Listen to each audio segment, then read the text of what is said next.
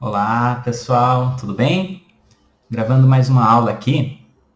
E no vídeo de hoje, ao invés de falar um conceito de PNL, eu vou falar uma técnica. Eu vou falar uma técnica bem interessante chamada gerador de novos comportamentos. Então, o que acontece? E para que essa técnica serve? Para que ela é boa? Foi percebido a PNL, tudo que é usado na PNL foram coisas que foram percebidas, né, que pessoas bem-sucedidas em alguma coisa faziam. E essa técnica não foi diferente. Então, o que aconteceu? Inicialmente foi percebido que pessoas que sobreviviam, por exemplo, a acidentes de avião, que depois que o avião caía, né, ficavam presas nos escombros e elas conseguiam usar a única força e energia que elas tinham para fazer movimentos precisos para conseguir sair, ou pessoas que sobreviveram a acidentes que ficaram presas na neve e tudo mais. Mas a gente não precisa ser tão extremo para usar essa técnica, porque o que foi percebido dela é que a gente pode gerar comportamentos ou melhorar comportamentos que a gente já faz razoavelmente bem através dela. Então, comportamentos são coisas que a gente pode fazer com o corpo, né? Com a nossa fala, com a nossa comunicação, com a nossa postura, linguagem corporal, respiração, tom de voz, coisas que uma câmera poderia filmar.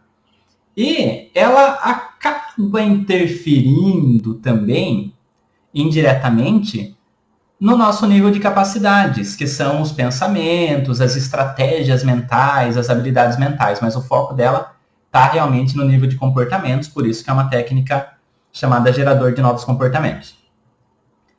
E eu vou falar uma versão simplificada dela aqui, porque praticamente dentro dessa técnica, qualquer coisa que a gente sabe da PNL, a gente pode colocar.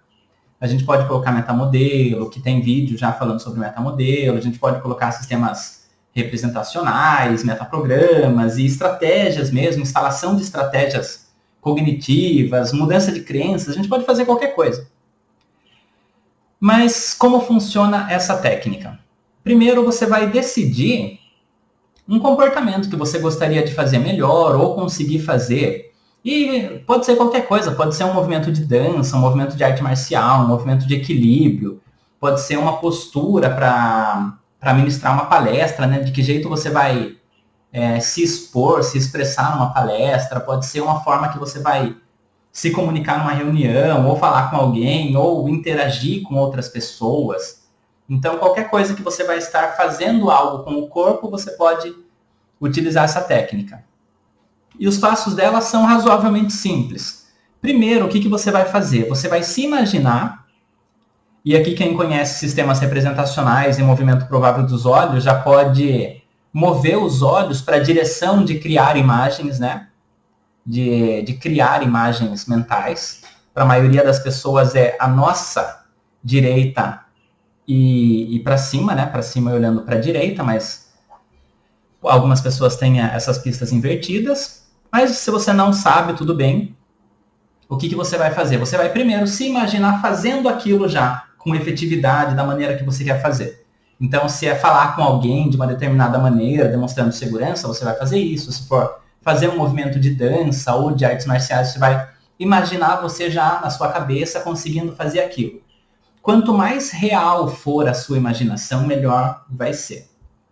O que você vai fazer? Perceber como que você se sente internamente. Como que eu me sinto já fazendo isso? Bom, eu me sinto de tal maneira. Isso aqui é como que um inventário sensorial. É uma percepção bem subjetiva mesmo da sua sensação. Então, você vai se imaginar fazendo aquilo com efetividade, vai perceber como você se sente, e aí você vai criar uma imagem sua fazendo aquilo. Eu gosto de sugerir para os meus alunos ou clientes que imaginem, por exemplo, um palco, como se fosse um teatro. O cenário montado lá é justamente o cenário que a pessoa vai estar, por exemplo, a academia de luta ou de dança, ou aquela sala de reunião, seja lá onde for, com as pessoas lá. E aí ela vai se ver como se ela estivesse aqui, né, numa poltrona na plateia, assistindo ela mesma fazendo aquilo, e ela vai olhar aquela versão dela dissociada, né, que é aquela pessoa que está de fora ali, quando a gente está se vendo, a gente fala que a gente está dissociado. Ela vai se ver, então, dissociada fazendo aquele comportamento. E de fora, ela mentalmente vai fingindo que é um diretor. Ela vai sugerindo, fala em tom de voz diferente, mexe os braços diferente, mexe o corpo diferente, respira diferente, usa postura diferente, faz assim, faz assado e tal. E vai imaginando, né? Se você quiser, você pode se imaginar falando também, mas como está tudo dentro da sua imaginação, você pode simplesmente ir dando mentalmente ali as orientações, até que o resultado fique adequado, fique da maneira que você gostaria. Ou seja, aquele clone seu agora consegue fazer com efetividade aquele comportamento. E você observa, vê se tem que melhorar mais alguma coisa e tudo mais. E aqui tem alguns princípios interessantes. Primeiro, provavelmente esse comportamento que você quer fazer naquela situação específica é um comportamento que você já fez em outras situações um pouquinho diferentes. Então, você pode usar a memória de você já tendo feito aquilo ali. Por exemplo, você fez uma palestra muito bem para 11 pessoas. E agora você está imaginando que você vai fazer uma palestra para 500. Pega você ali falando bem para 11, coloca ali, só ajusta o que for necessário. Ou seja, pega uma habilidade que você já tem, que você já consegue fazer, que você já conseguiu em algum momento e coloca ali. E você vai olhar, modelar aquilo, né? Você vai aprender com aquele outro eu que está ali. Outras coisas que você pode fazer... Não, mas eu nunca na vida consegui falar para público nenhum, nem para cachorro. Você colocar 3 cachorros na minha frente, eu já fico nervoso e tal. Como que eu vou me imaginar fazendo aquilo? Tudo bem. Se imagina falando com uma pessoa, então. Ou se imagina fazendo pedaços pequenos do comportamento. Porque você vai pegando memórias de você, memórias pequenas de você fazendo aquilo e vai criando. É a sua representação interna, é o seu pensamento, é a sua criatividade. Você pode fazer o que você quiser. Não, eu não consigo nem me imaginar falando bem, porque até quando eu falo e tal, tudo bem. Imagina outra pessoa, então.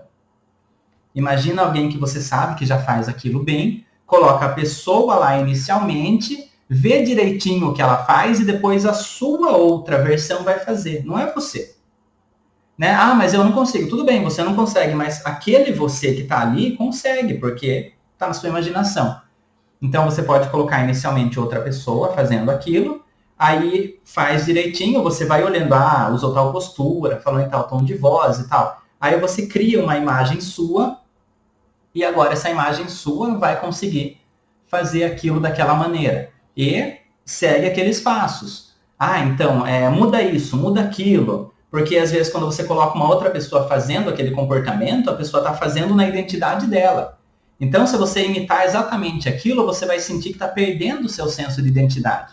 Então, quando você for fazer isso, por exemplo, colocar outra pessoa lá fazendo, você vai, na hora de ir você lá, né, a sua versão e fazer aquilo, você vai dar a sua cara para aquele comportamento. Você vai falar com a forma que você se sente você fazendo aquilo. E aí, legal, você terminou, conseguiu imaginar tudo, pegou pedacinhos de vezes que você já fez, ou pegou situações que você já conseguiu, ou pegou outra pessoa, seja lá o que for. Ficou bom. Completou aquilo. O que você vai fazer? Levantar lá da plateia, do teatro, e assumir aquela posição.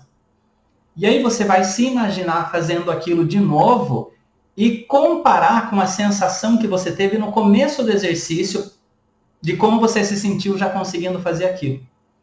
A ideia é que você se sinta tão bem quanto na sua imaginação inicial.